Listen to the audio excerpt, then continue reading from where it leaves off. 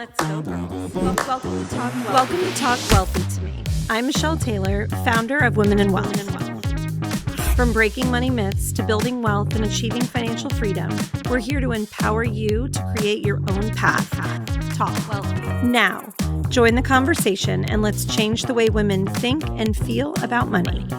Okay, ready? Hi, everybody. Welcome back to the Talk Wealthy to Me podcast. Thanks for joining, and I'm so excited for today's episode. I have a friend with me today, Seema. Thank you so much for being here.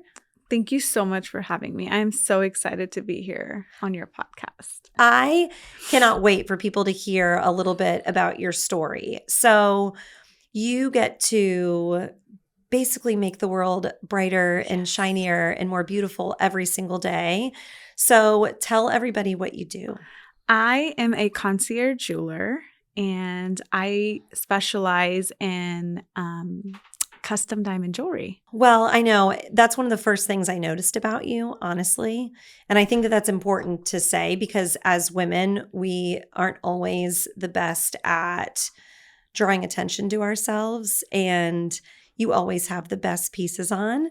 So I think that before you tell us about your story, I want to just say, I think it's so beautiful what your messaging is. And one of the things I love most about your craft is you empower women to change the narrative. So, you know, in this industry, a lot of people, it's sensitive, right? We want to, spoil ourselves with all of the hard work we put in, but you also have that like shrinking violet of, I don't want to be too showy.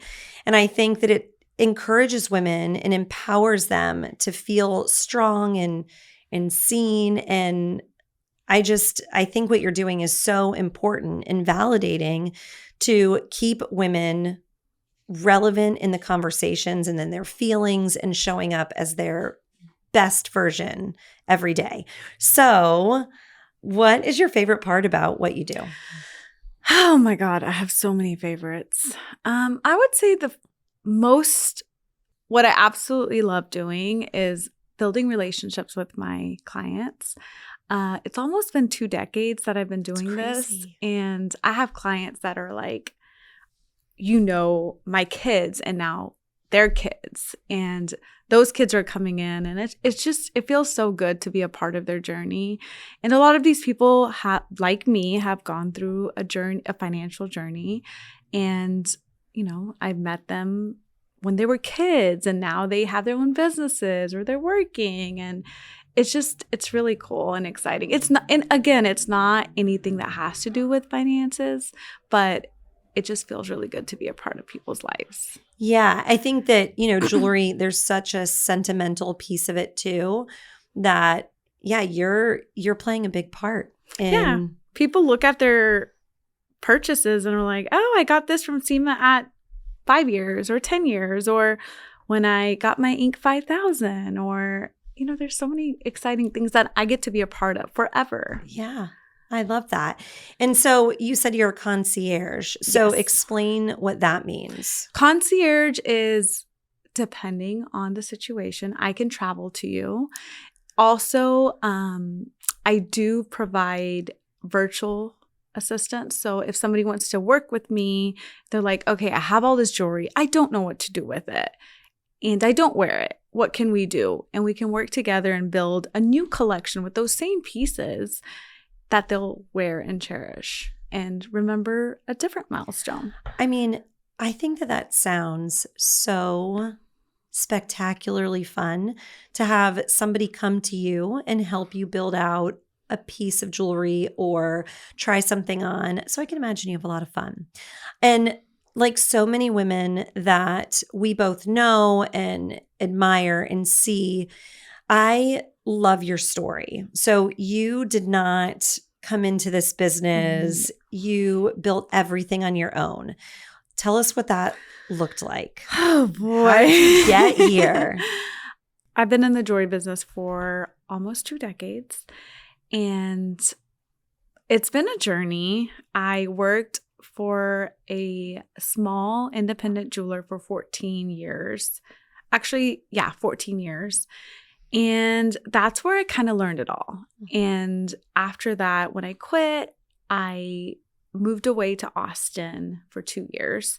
And that's where I kind of started building my financial, wealth, because up until then, it was all about spending money, and everything I made, I wanted to spend. It's so hard, isn't it? Yes. It was when you're surrounded by things you love and you're supposed to be selling them to other people, but sometimes you become your own best client. Yes. Been there, done that. So not good. I was always, growing up, right? Like, so immigrant family. So they always taught us to save.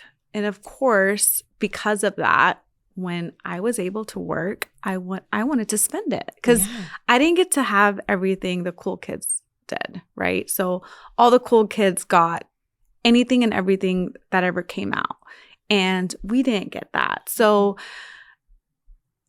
when I was able to finally make my own, money, I was like, okay, I want to get this. I want to buy this for myself. And I would always just spend money.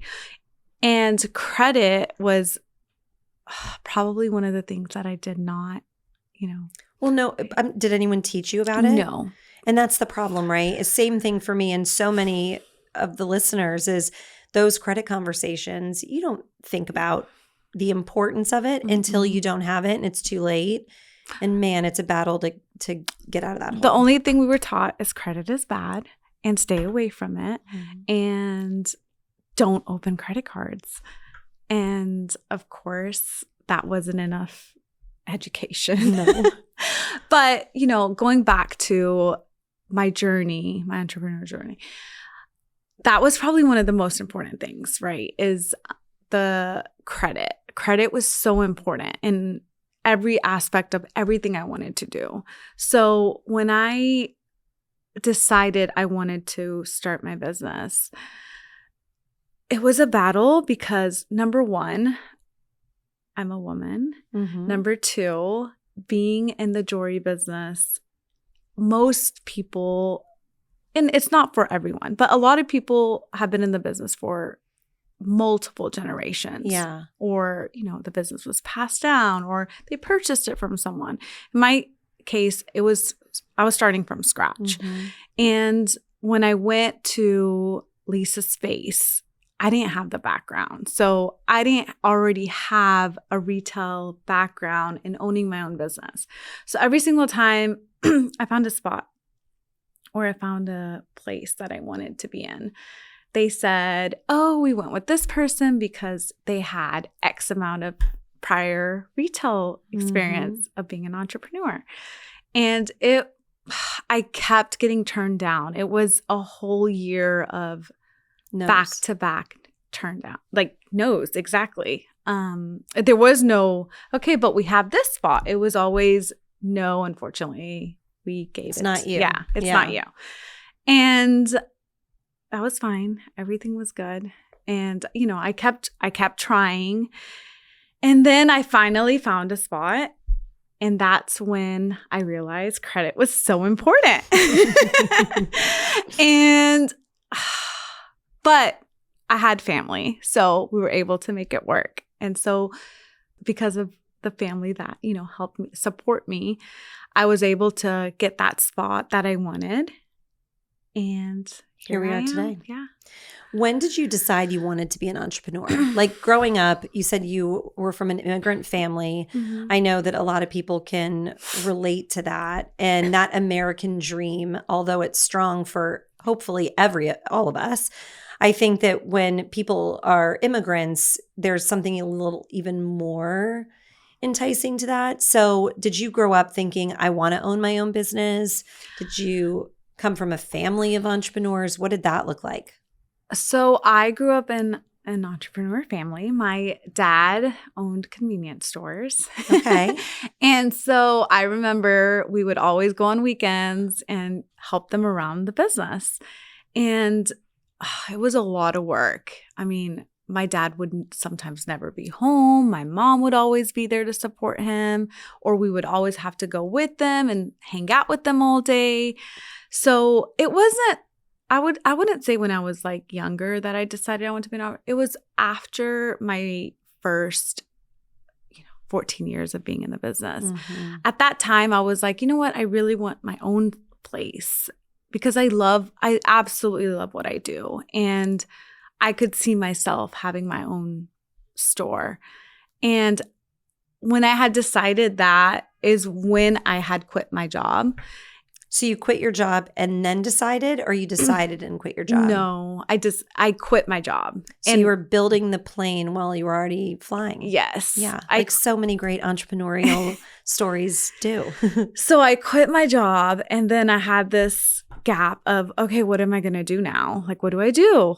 And I think at that time, I'm so glad I didn't open my business at that time because it was COVID.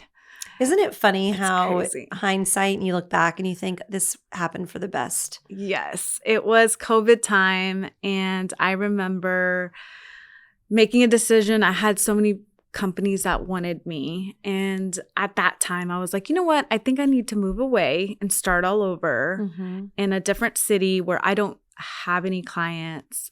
I want to start all over. And so I moved to Austin. And honestly, it was really hard, but I needed a little more experience. I was doing it for 14 years, but it was for, a small independent jeweler. And there was not a lot of staff. And I wanted to work with another company that had more staff and so I can build my experience, right? With brands and just from a different basic lens. knowledge, Yes, all of it. Yeah. Yes. And so I was kind of glad I did that. It was probably the best decision I made to go a little longer. Yeah. And so a year in, I was like, okay, now I'm ready. And that was the only decision I needed to make. I will say my now husband, he was my boyfriend at the time. He did push me and, and supported me and said, hey, I think you can do this. And kind of helped push me to make that decision. I love that. I don't know that I would have done it without that push. It's a big decision to make, but we're here today. Yes. And you have Seema and Co. Yes. And the Bling Lounge. Yes. So tell us about that. You have, what does your setup look like now? Where are you located? Seema and Co, which is located in Frisco. And there's the Bling Lounge. That's a different concept. That's e-commerce. That's exciting. Yes. And, I've seen a lot of that pop up. I tend to be more of an online browser. Mm-hmm. It's slowly shifting, but I think now with social media and everything shifting so much in that direction, it's opened up the world to kind of have an answer for instant gratification. I love to see it and feel it and touch it, and especially with jewelry. But I got to tell you, I follow so many, obviously yours, but there's so many other companies out there that have made not being able to see and feel and touch it first, they've broken down the barrier of that. So I think that what you're doing there is super exciting. I'm really excited about it. It's something new, but I think it's going to be fantastic because we're still designing our own pieces. It's not something that's it's not like classic tennis bracelets. Of course, that's a part of it, but it's going to be a unique touch to jewelry pieces that already exist. So shifting a little bit, tell me that moment, I would say, or was that thing that you identified as a young girl? Is there a moment where you said, okay, when this happens, I will feel like I am successful or I have made it? Is there that one thing? And if there is, have you done it yet? So something that's really important to my husband and I is taking care of family, and our parents are really important to us. So that part is huge when we'll be able to take care of our parents. And you felt that yes. even from a young age, like you knew. Yes. My parents, his parents, they're really important. And, especially being immigrant. Yeah. Well, I hear that a lot. And also just creating that impact generationally. I think is such a common thread in so many stories for entrepreneurs in general. Mhm. But okay, so are you at the point where you're having to take care of them yet? Or do you feel like you're there where you could? No, we haven't had to because of course they had retirement and all that. That's very good. But I'm able to. So like last year when my parents were flying overseas somewhere, I was able to upgrade their flights to first class. Yeah. And it was so exciting because they've never experienced it and they didn't know until they got on the flight. And it was really exciting to be able to do that. It made me really happy. Yeah. And, like my mother-in-law, we were able to take her on vacations and stuff. So it's really makes exciting. you feel good. Yeah, it's really exciting. That's what I love about being able to do all that. Okay, so you've done that. That's a positive. Were there any moments? I know you alluded to credit being super important. That's something that I've talked about a few times myself. What do you think were some of the really good money decisions that you made going through this? Because you've done really well. I mean, in full disclosure, we work together. I'm so proud of you and what you've done. Thank you. What you've had good practices. Can you share any of those? So in the past, I think even growing up, I was always spending money. Like, I don't know why I thought like making money means spending it. Yeah. That's how I like always looked at money. And it wasn't till, again, when I moved to Austin is when I finally was like, okay, this is not okay. And I started thinking about, okay, if I want to run a business, then financials are so important and saving for the business and emergencies and all of that is so important. So I started thinking back, with my prior experiences. I was in some financial situations that were not comfortable. And so I made it, I would say every single time I was able to, I just put money away. Yeah. Personally, in my business, just because it's so important to have that financial security in case something were to happen. Or, you're always covering your rent and payroll. And I didn't want to rob Peter to pay Paul. And as a lot of small businesses have to go through that. And that's one thing that I never wanted to have to do. Yeah. And you have done really well at just saving. And it's funny you mention, I've heard this from a lot of people too, but I also saw it, my dad being an entrepreneur. I remember in the very beginning where if he was having a slow month, he was in the construction industry, just starting out, there were times that he would have to use someone else's deposit to pay for the materials for someone else's job. And I remember the stress that put him under. And I feel like it's something that every entrepreneur at some point may go through to some level. Mm-hmm. But if you let it get out of hand, I mean, it's a downward spiral. So saving money and preparing, just making sure you have enough to get through slow months is critical. It also, and it's something that we have talked about ourselves many times, but it's so important to understand truly what you need on hand, because I think that it's a double-edged sword, right? Mm-hmm. If you don't put your money to work for you, it a lot of times will inhibit you from personally growing your wealth or growing your business. So it's finding that fine balance of how do I save, but then feel comfortable enough to reinvest. And for anybody listening, I would tell you, you want to make sure to work with somebody that can help navigate that, because having cash provides opportunities, but it also can, stifle your growth. And I think you've done a good job at that. So thanks to you. Yeah. I mean, you make it easy. What do you think are some good takeaways? So if somebody is listening, if a young girl that's just starting out in the jewelry business and she thinks, wow, I want to create this kind of beauty on my own, what is the one thing that you think that she should do Is experience really important? Is building a business plan? How would you advise her to take those first steps? I would tell her, soak in as much education as you can get from wherever you are currently. So depending if you're working for someone, which I'm sure is the case, but if you are, get as much education as you can. That is so important. That I will say, I think both of my experiences in my background, I learned so much, the positives and negatives, everything in between. And then saving is really important, and credit is so important. That is the most important thing you're going to need when you're starting a jewelry business.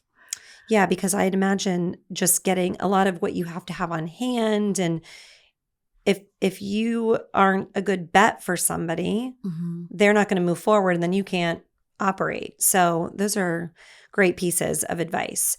And I want to share just a quick story. I think what you're doing, and I would love for you to talk about this, is shifting the way that women perceive purchases of jewelry. Tell us more about that. So being in the jewelry business for almost 2 decades, right? So at the beginning of my journey, I would say 70 to 80% of men were purchasing for their wives, significant others, birthdays, anniversaries, Valentine's Day, Christmas.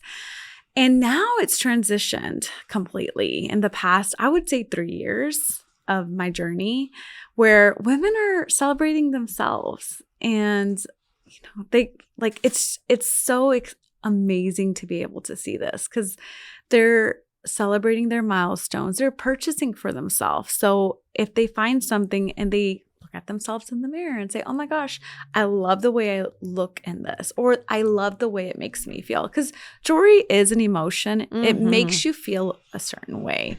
And so I just love how it's transitioned into women purchasing for themselves. I do too. I remember us talking about this, and you saying it was something you were really passionate about, is being the go-to concierge jeweler for women. And I remember thinking that it was such a great concept. And then I experienced it myself with you guys. So we were at an event speaking, both of us were speaking there. And you were the sponsor of this event, one of the dinners.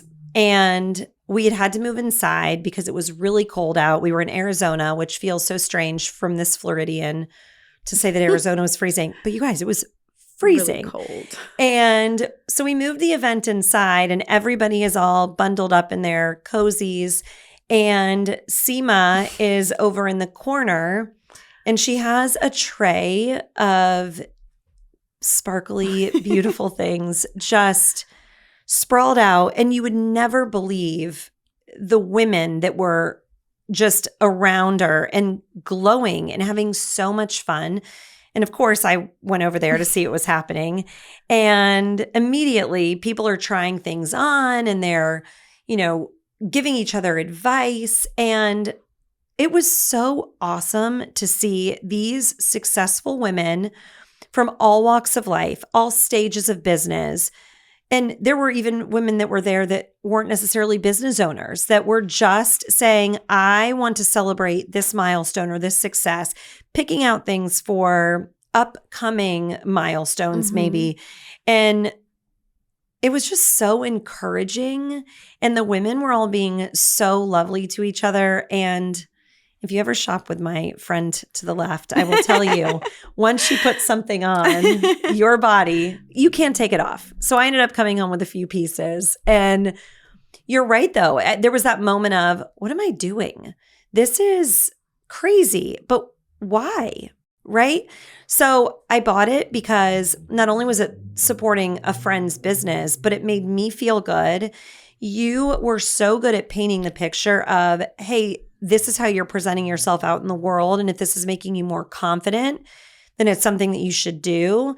And then I remember being on the plane and being in the airport, and so many of the girls that were there, I'd see a couple of them and they'd say, oh my gosh, I got this or I got that.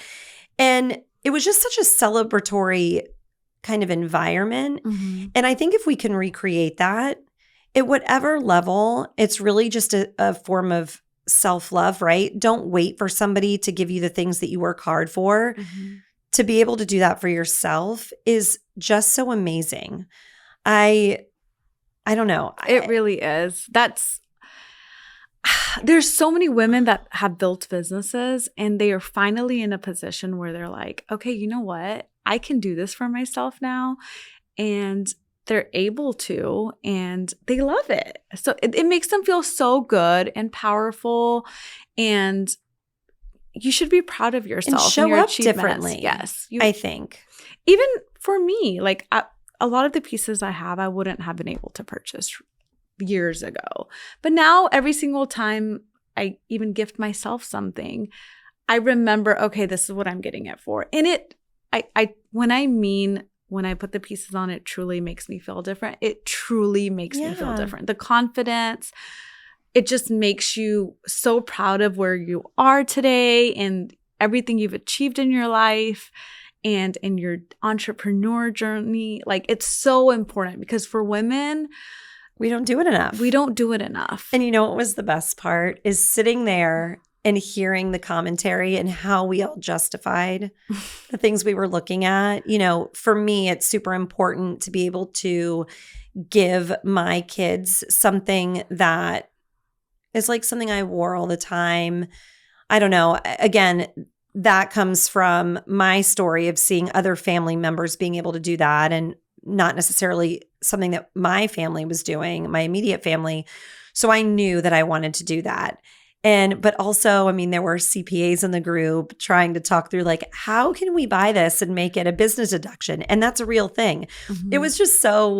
It was, I think, the highlight of the trip. And it just made me really sit back and realize that not even when it comes to jewelry, but just in general, we need to learn to celebrate our wins and to spoil ourselves. Women in general are so good at providing for other people. We just need to do it for ourselves every now and then, but within reason. Yes. We always put ourselves last on the list, and it needs to be where we put ourselves up on top of that list. Do you find that when you're selling to women and sell and what it used to feel like to sell to men, does it fill a different cup for you? It feels so different just because, you know, being a woman entrepreneur and, you know, knowing that this woman's journey probably was not easy. Yeah. It feels different. Just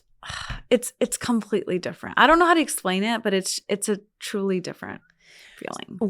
And jewelry, was that something that was important to you guys growing up? Was that part of your story within your family? Yes. Obviously, being Indian, jewelry is a big deal. My mom loves jewelry. Like, you guys do it right. She would always go to the jewelry store. Every single time we'd be at a certain part of town, let's go to the jewelry store. Let's go to the jewelry store. And obviously, it wasn't something I was super excited about when I was young, but it was, you know, it was just kind of in your blood. Yeah, it was in our blood. Jewelry is in our blood. So now are your close family and friends within that community, I'm sure, are some of your best clients? Yes, absolutely. They all are. They hate me for it, but I mean, yeah, but it makes them also proud of what they have. Oh, yeah, for sure.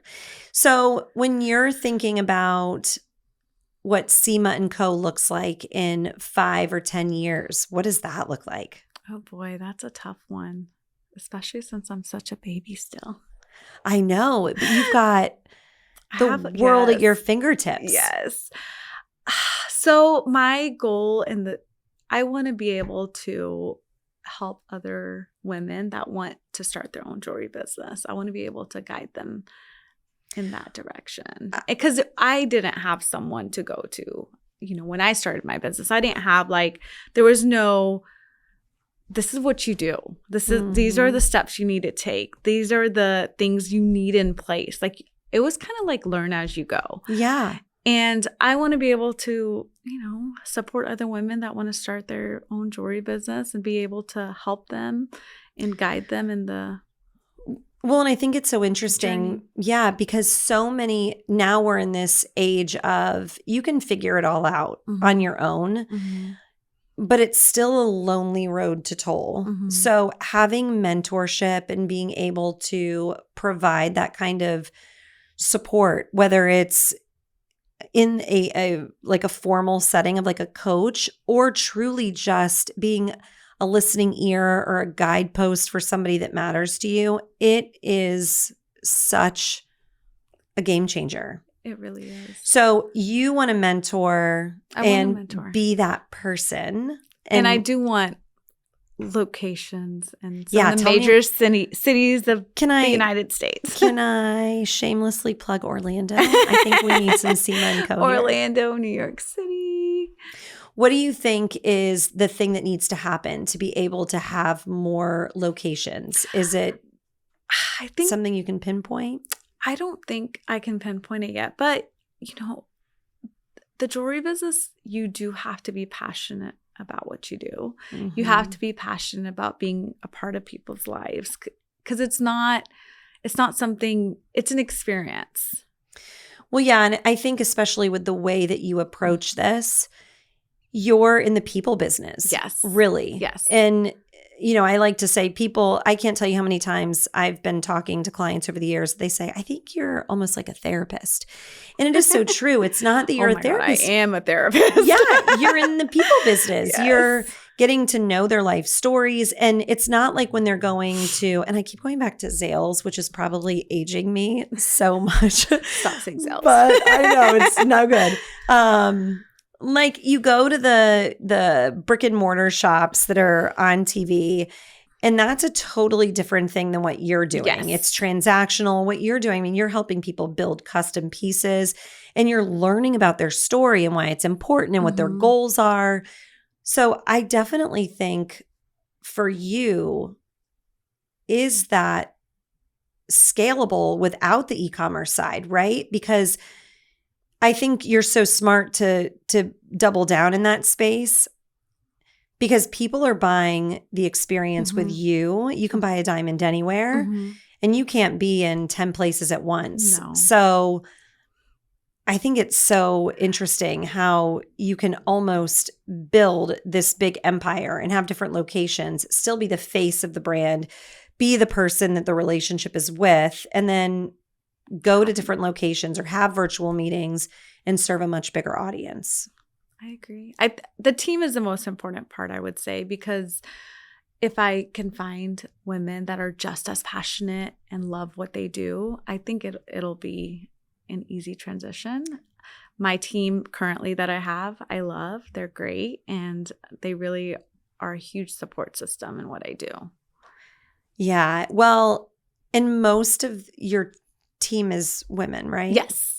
Yes. I was just thinking proudly when you were saying that. Yeah. Can you imagine what it would be like if you had the guys selling to the girls this time on the jewelry? How that conversation would go. Well, that's something that's also people don't think about, right? So you go to all these jewelers, right? And I'm not saying all of them are men, but most of the time it's some guy that's showing you that diamond ring that you should get. But that guy doesn't know how that ring should feel between your fingers, or he doesn't know how it feels for a tennis necklace that flips all the time, or the stud that falls on stuck in your hair. Yeah, or the stud that like doesn't sit perfectly on your ear. It just keeps falling all the time. Or there's how that clasp, because of our nails, you can't take it off. Like there's so many things that go into that as a woman I pay attention to, because I wear these pieces and I normally will make sure they're comfortable. Every single piece that comes through, I put on myself and I make sure it's absolutely perfect before I deliver it to my clients, because it's a woman's touch. It really is. I really think you're onto something here. Yeah. I think that it's time that we, get me another location. Yes. I love Maybe that. after year 5. I know. Well, so where's your next location? If you could cherry pick it right now, where would you go? I would say my dream is to be in New York City. But I would say I would do another Texas location, like in Houston. We got to get you out of Texas. I know. Or if not, then Florida for sure. Okay, we'll take that. Yes, Florida. We'll take that. When you were younger and you were envisioning what life would look like, even when you were just starting out, and I know you haven't had, only a few years, but does this feel like you thought it would feel, being an entrepreneur, being such a dreamer? Your husband is lovely. He's such a good support to you and allows you to really dream big. You've always been dreaming big though. Like, does it feel the same? I ask myself that, and the answer changes all the time. But, when you would see someone that was successful and you'd think, what would that be like? Now you're really there. You've built this in such a short time. Does it feel like you thought it would feel? It really doesn't. Because the way I looked at wealth was all the material things, right? Like luxury cars and having the luxury handbags. I didn't look at wealth like I do today. Like today, it's so different. I want like peace of mind. I want to be able to help others. I want to come home to my family. I want to travel. Mm-hmm. And it is truly the freedom of time, I would say, that I never thought that's what I would go for. I look back and I always thought it was the things like running for, I want that and I want this. And now I have that and I have this, but that's not what I want. I want everything else that it doesn't cost anything. I know. I think that's something that I talk about all the time. It's like defining success in your own terms. And, we're inundated with what it's supposed to look like. But the more people I talk to, the more I realize, and I'm going to say this the wrong way, but because I've heard it before, but money it's really just a tool to provide options. Yes. It's not about the chase. But I think there's something so important. So for anyone listening that's just starting out, however you feel the fire in your belly to go out and chase it, it doesn't matter at this point. And quite frankly, if that's something that is important to you, the things, that is okay. I think it's just harnessing whatever it is inside that is going to make you happy, get you off the couch and really go after it, because entrepreneurship is hard. Being a working mom with kids is hard. And, you've seen like pick your hard, right? I always think it always looked so easy. And the reality is when you are a business owner and you work for yourself, you're never off the clock. Mm-mm. You're always thinking about your business, working in your business, helping clients. So the new ideas and it's just such a balance. But I love, because you said this last time, money is a tool, not the goal. It's so true. Yeah. So what do you think is the most important piece of advice that you could have given yourself at the start of all of this that would have saved you time or money, that could change the game for someone listening? Surround yourself with people you can ask questions to. Never be the smartest person in the room. Yes, because I will say that is probably one of the only things that I wish I had and could go back to. Now I have that and I could ask questions, and there's so many people out there that will help you and guide you and support you, and you don't have to do it alone. That is one thing I've noticed as well, is as people achieve what their version of success looks like, they almost become excited to share anything they can. And, we talk so often about with women, we don't always have the gift of having the example of other women, but it doesn't have to be. Like the more we all do and support each other, the better. And we're going to change that for future generations. But at this point, I'd say take the mentorship where you can get it, because you're right. I mean, experience is the best teacher. you built this thing on your own. I've built something with Google telling me what an NDA was and how to file it on my own. And that builds that muscle of grit as well that is really the difference maker. Just going after it, finding the people that you need in your corner and not letting anything stop you. That's the most important thing. What is your favorite way to spend a day when you're not focusing on your business? Okay, I have a lot. So I love spending time with my family. That's probably one of the Number one. most exciting things is spending time with the family. And I love cooking. It's something I love doing to like release stress. And I'd say workout. Really? Yeah, I love like lifting weights and stuff. Yeah. It's things that like take your mind off of work. And cooking is one because you can't be paying attention to work and cooking because you're going to mess the meal up. And lifting weights because you're just, you're in it. In the minute. Yes. I have, I will say I'm not consistent with it, but I will say it's two of the most important things for me. I always say in the minute instead of in the moment with working out because, when it's really difficult and you're like, okay, I just need to get through this minute. But that's why I love it. Yeah. That's what my trainer says. He's like, you're an entrepreneur, girl. You do not quit. Keep going. Yeah. And so that's what I love. Like, being entrepreneurs, like hard is not easy. No, none of this is easy. Yeah. So it's a journey. Yes. And having the right people around you is number one. What are you most excited about for 2025? This year, I'm most excited about spending time with my family and traveling. I want to travel more. Where to? I haven't made a decision on all the places I want to go to yet. That's something in the works, but I want to travel once a quarter this year. I love that. And I feel like we can figure out a way to make it a business trip and expense. Yes.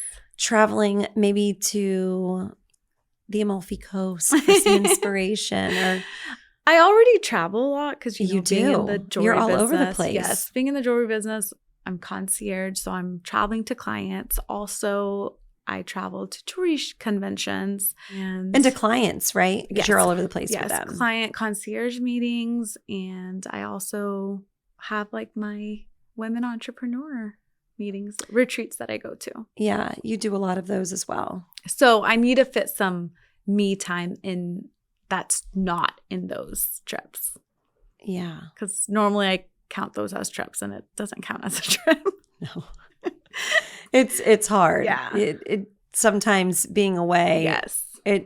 I remember being younger and thinking traveling for work sounded so glamorous.